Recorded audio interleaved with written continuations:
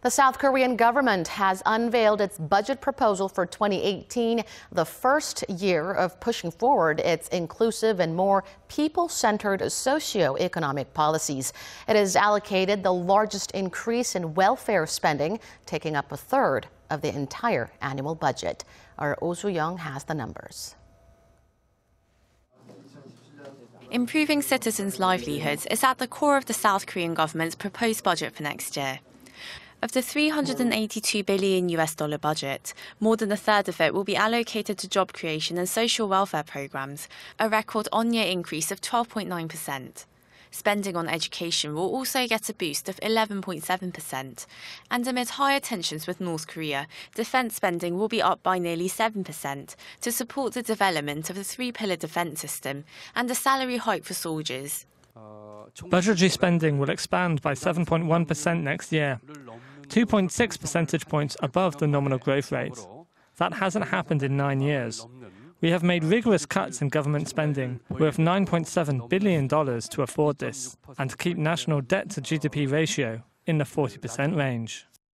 The biggest cutback at 20% has been made to social overhead projects, followed by culture and leisure at 8% and environmental spending at 2%.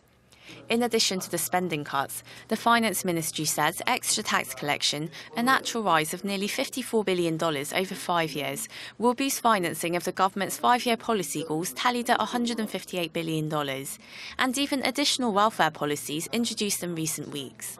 These include the expansion of health insurance coverage and monthly childcare benefits. However, without raising taxes on the middle class, experts question whether the government can keep its balance sheet in the black.